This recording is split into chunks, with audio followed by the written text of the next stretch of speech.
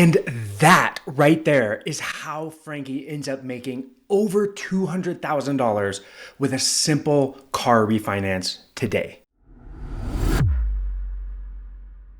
Hey, my friends, wanted to run you through a simple example of how this person, Frankie, is able to create an outsized return for himself by saving on an auto payment today. The key, as you will see, is in making sure we are reallocating savings from an auto loan. And it does make a big difference in the long term. So let's run through some of the numbers and show how this might work. Here's the example. Frankie is 28 years old. He is single, so therefore he only has his number showing up in this one column of the cash flow spreadsheet, and he's doing well for himself. He's making $100,000 a year. As you can see, his living expenses are pretty high. I can tell right away that his mortgage or rent, whatever he is paying, is definitely a concern in that regard. If we look at the dashboard here, we can see that that is a pretty high housing expense ratio, 33%. But we're not going to do anything with that at the moment, because instead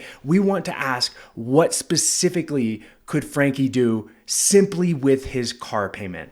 Now, his car payment is coming from a loan that he has been paying on for about a year and a half now. The original loan amount was $35,000. His interest rate was 9.99. He took out a term of 72 months. So that's a pretty long term for a car loan. Really stretching out those payments means he's going to be paying more in interest over that amount of time.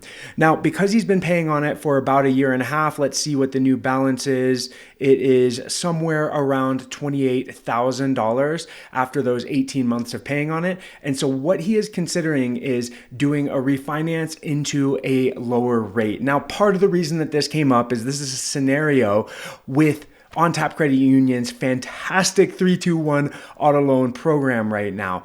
The terms of the promo are you get 3 months of no payments, $200 cash back, and 1% off the rate. So in this scenario, Frankie's new loan amount is going to be lower. He's going to be at $28,000, and we are going to have him at 5.99% interest. Now, because he's been paying on it for that amount of time, we don't want to necessarily go back into that 72-month loan term. We're going to put him into a 60-month loan here. He may even want to pay a little bit less interest by exploring a 48-month loan, but at this point in time, in this example scenario, he's at $541 a month for his auto loan payment. So we're going to replace that $648 with $541 a month. Now, that's about $107 per month of savings. Now, instead of having that money simply get kind of lost in his checking account, maybe it goes into more coffees with friends or whatever the case is. Now, if he really wants that to enrich his life by more coffees with friends or more going out to the brewery and having a beer with buddies, then fine. But we're going to say that Frankie knows, hey, I'm young at the moment, and increasing my standard of living, once I do that, it's really hard to go back to a perceived lower standard of living. Why don't I call it good with where I'm at right now and really start investing in my future? Because let's look at where he's at with investments. He's contributing $200 a month to a 401k. So he's probably taken, let's say a 3% match. And what could happen if he was to reallocate that $107 into his 401k. So $307 a month now going into that 401k. Well, let's take a look at where he was at. Initial investment is $0 in this case, just as an example, and let's have the monthly contribution be $200. Remember, he's 28, so he's got 37 years until he's 65. We're going to assume a pretty conservative estimated interest rate of 7% per year, and let's see where he lands. So he ends up with $384,000 at age 65. Based on what he's investing right now. Now, this is a simplified scenario, right? It's just to give us a sense of what these numbers could do. Do we think he's going to increase his investments over time, perhaps as he makes more income? Of course, he absolutely should.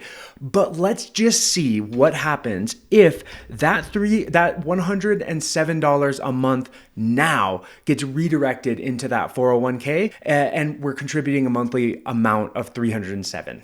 Well, we go from, let's call it $385,000 $400,000 to now being at $590,000. Let's just do some quick math on that. 590 minus 385 is over $200,000 of difference from creating a simple shift in his investments right now at age 28 based off of the amount that he was able to save off of an auto loan. Pretty spectacular. Again, as you see, the key is really in getting intentional with what it is that we're looking for. Do we want to have those outsized returns when we go to retire? Or do we really feel restricted in our lives right now and want to perhaps go on one more vacation a year? Because then I'm going to have to reallocate those extra savings into my actual savings accounts down here, right? So as you can see, we can start to put together a strategy of how we are intentionally going to decide what we want to do with any auto loan refinance savings that we're able to achieve. We do something very similar if we get the savings from bringing our rent numbers down or bringing other parts of our living expenses down. It's extremely important that we decide where do we want to allocate any savings in our lives. Hopefully this example was useful for you. Hit us up. We are happy to explore all sorts of other examples that are more relevant to your particular unique situation, both in the numbers and with our money psychology and what it is that we want to do with our money to design the lives that we want to live. Looking forward to chatting with you.